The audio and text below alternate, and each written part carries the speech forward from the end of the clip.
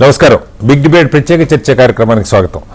ఆంధ్రప్రదేశ్లో ఎన్నికల వేడి ఊపందుకుంటోంది. ఖచ్చితంగా నెల రోజులు పోలింగ్ ఉందనగా నాయకుల మీద దాడులు ప్రారంభమయ్యాయి.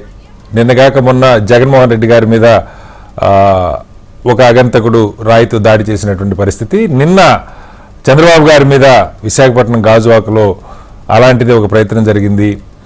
తెనాలిలో పవన్ కళ్యాణ్ గారి మీద దాడి జరిగిందన్నటువంటి ఒక అపోహలో సాధారణమైనటువంటి ఒక అమాయకుడి మీద పార్టీ కార్యకర్తలు ఎదురుదాడి చేసినటువంటి పరిస్థితి. అయితే ఎన్నికల ప్రచారంలో నాయకులు ప్రజల దగ్గరికి వెళ్ళటం సర్వసాధారణంగా జరిగేటువంటి పరిస్థితి. ఈ ద్వేష వాతావరణం చివరికి ఎక్కడికి దారితీస్తుంది? ప్రతిదాన్ని రాజకీయం చేయటం అంతిమంగా ఏం ఫలితాలను ఇస్తుంది?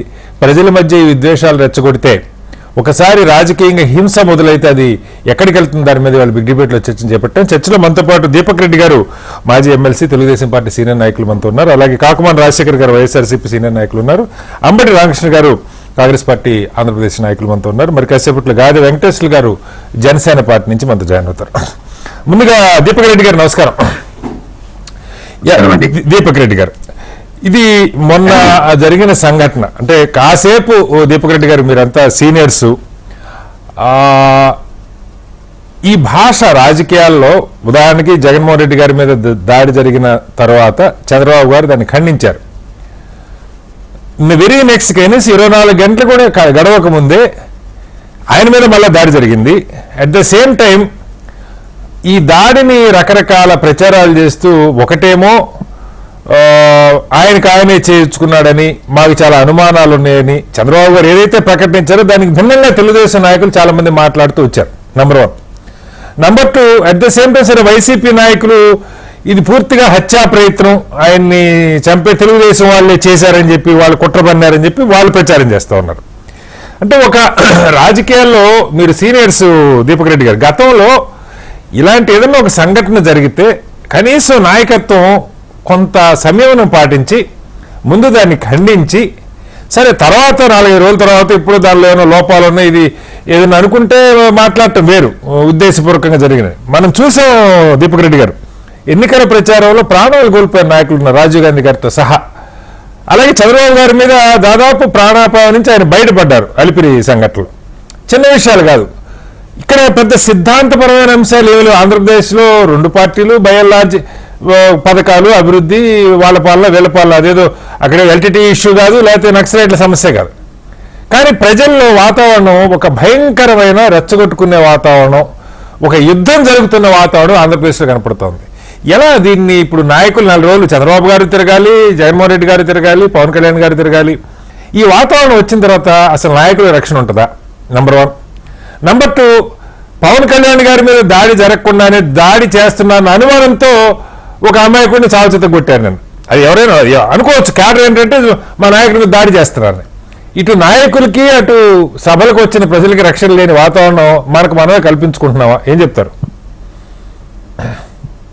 నేను ఈరోజు కొన్ని వాస్తవాలు మీ ద్వారా ప్రజల ముందు పెట్టాలనుకుంటున్నానండి. వాస్తవంగా ముఖ్యమంత్రి గారికి అది దెబ్బతగిలింది అని అంటే దిగజారి అది జరగలేదు, ఇది ఈ చిన్న టాక్ అనేది నాకు వాస్తవంగా నచ్చటం లేదు. కానీ ఆంధ్ర రాష్ట్ర ప్రజల్ని మనము ఈ రోజు ఒక ర్యాండమ్ గా మీరు ఒక సర్వే లాగానో ప్రశ్న లాగానో అడిగితే చాలా మందికి డౌట్స్ ఉన్నాయి. ఎందుకు అంటే మొన్ననే ఎలక్షన్స్ అప్పుడు మనం చూసాము, ఐపాక్ అక్కడ వెస్ట్ బెంగాల్ లో మమతా బెనర్జీ గారికి చేస్తా ఉంది, ఇక్కడ వైఎస్ఆర్ పార్టీకి చేస్తా ఉంది. సేమ్ మోడస్ ఆపరాండి ఇద్దరికి అట్లే గాయాలు తగిలినాయి. గతంలో సేమ్ మమతా బెనర్జీ గారికి కాలు దెబ్బ తగిలింది ఎలక్షన్ టైంలో. దీపక్ రెడ్డి గారు వెరీ సారీ. అంటే నేను మీ నుంచి ఎక్స్పెక్ట్ చేస్తున్నది, సరే ఇప్పుడు నాయకులు వాళ్ళు దెబ్బలు కొట్టుకునే పరిస్థితి మనం రాజకీయాల్లో అనొచ్చా? దీపక్ రెడ్డి గారు చెప్పండి. మీరు చాలా మంచి ప్రశ్న అడిగినారు, నాకు బాధగానే ఉంది మాట్లాడేదానికి. మమతా బెనర్జీ గారు ఇంతలో కట్టుబెట్టుకొని ఆ వీల్ చైర్ మీద కూర్చొని ఎలక్షన్ రిజల్ట్స్ వచ్చిన గంట కట్టుకున్న మనిషి. అప్పటిదాకా మాత్రం ఇవన్నీ ఆమెకు ఎవరో కన్సల్టెంట్ అయిపోయాకే. సో పరిణామాలు ఒకసారి చూస్తా ఉంటే ఒక డౌట్ వస్తా ఉంది. గతంలో కూడా ఆ కోడి కత్తి అది ఎంతంటే ఇంత చిన్న ఉంది, దాంతో ఎవరైనా చంపగలుగుతారా? ఈ రోజు గుల్కరా తగిలింది, సరే నానేం తప్పుగా అన్నాను. గుల్కరాతో జగన్మోహన్ రెడ్డి గారిని చంపే యత్నము అని చెప్పి వైసీపీ వాళ్ళు మాట్లాడుతుంది. అది చంపే యత్నమా వాడు ఆవేశంగా, ఎందుకంటే అదే మాట్లాడుతూ ఉంటారు కదండి. సార్ రాజశేఖర్ యత్నము హత్యాయత్నము అని చెప్పి వాళ్ళు అంటా ఉన్నారు. అంటే రాజకీయాన్ని ఏ స్థాయికి దిగదారుస్తున్నారో వాళ్ళు చూడండి. మీరు చూడండి, అనేక దగ్గర దర్రా ప్రోగ్రాంలు అని చెప్పి వీధి నాటకాలు రకంగా చేస్తూ ఉంటాము. ఎంతవరకు కరెక్ట్ అండి? ఇప్పుడు ఇవన్నీ గమనిస్తా ఉన్నారు. ఆంధ్రప్రదేశ్ లో అందరికంటే సీనియర్ మోస్ట్ నాయకులు చంద్రబాబు గారు. ఇవాళ ఉన్న రాజకీయ సమకాలీన రాజకీయాల్లో అందరికంటే సీనియర్ ఆయన.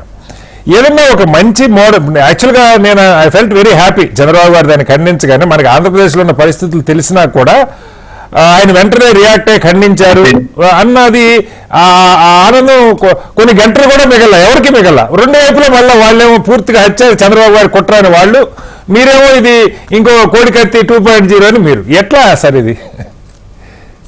నేనంటలేదండి, దయచేసి అచ్చెన్నాయుడు గారి దగ్గర నుంచి అందరూ మాట్లాడారు సార్, ఒక చంద్రబాబు గారు తప్ప అందరూ మాట్లాడారు. నేను ఇటువంటి కామెంట్స్ చేయదలుచుకోలేదు, కానీ ఆంధ్ర రాష్ట్ర ప్రజలందరూ అదే నమ్ముతా ఉండదు. డౌట్ అనేది ఎక్కడ వస్తుందంటే, ఘటన జరిగిన with in 10 to 15 minutes proper ఈ సైజ్ పోస్టెడ్ ప్రింటెడ్ ఇది ఆర్ట్ ఫామ్ చేసి వచ్చినాయి. వీళ్ళ చేతుల్లో పట్టుకొని రోడ్లపైకి వచ్చినారు. సో ఎట్లా వస్తారు అన్లెస్ అది మీరు ప్లాన్ చేయకపోతే ఒక రోజు పడుతుందండి అవన్నీ తయారు చేసుకునే దానికి, ఆ డిజైన్ ఆ గ్రాఫిక్స్ చేసుకొని మీరు ప్రింట్స్ తీసుకొని వచ్చేదానికి. ఇవన్నీ సర్కమ్స్టాన్షియల్ ఎవిడెన్స్ మీరు చూస్తే క్లియర్ గా ఆ ఫోటోల్లో ఆ పూలమాల వేసేటప్పుడు ముఖ్యమంత్రి గారికి అప్పుడు తగిలింది. సో దాన్ని విధంగా ఇంటర్ప్రిట్ చేస్తున్నారు అని చెప్పి అనేక డౌట్లు వస్తా ఉన్నాయి.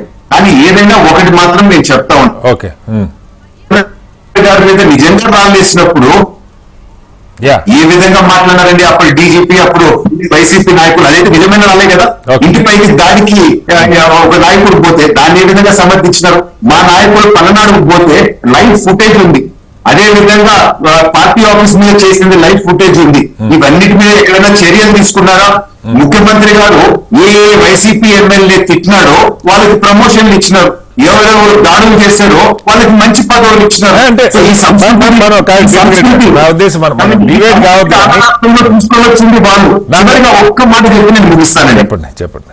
కౌన్సిల్ లో చైర్మన్ గా కొత్తగా ఎలక్ట్ అయినారు, అది వైఎస్ఆర్సీపీ పార్టీకి సంబంధించిన చైర్మన్. నేను గౌరవంగా వారికి ఒక విందు భోజనం పెడితే ముఖ్యమంత్రి గారి ఆఫీస్ నుంచి చెప్పినారంట, దీపక్ రెడ్డి తెలుగుదేశం సంబంధించిన ఆయన పోవద్దు అని చెప్పి. అదే విధంగా గతంలో కూడా ఇంకొక విందుకి అదే విధంగా చెప్పినారు. అంటే ఒక విద్వేషాలు రెచ్చగొట్టాలా, ఎవ్వరు మంచిగా ఉండకూడదు, కనీసం పంటరించుకునేది కూడా తప్పు అంట. నుంచి వచ్చినాయి, సీఎం ఆఫీస్ నుంచి వస్తా ఉన్నా. సో అదే ఢిల్లీకి పోయి చూడండి, పార్లమెంట్ అందరి పార్టీలో ఉండే ఎంపీలు ఒకరొకరు మాట్లాడుకుంటారు. విభజన తీసుకొని రావాలా, ప్రజల మధ్య ప్రాంతాల మధ్య విభజన చేసి ఒకరు కొట్టుకునే విధంగా తేవాలా అని డెలిబరేట్ గా ఒక రాజకీయ విధానంతో వైఎస్ఆర్ పార్టీ ముందుకు పోతా ఉంది. దయచేసి నేనేదో అన్నానని కాదు, ఇక్కడ జరిగే విధానం అది అని చెప్పి గమనించాలా అని చెప్పి నా ఓపెనింగ్ కామెంట్స్ చెప్తాను. మళ్ళీ వస్తాను దగ్గరికి దీపక్.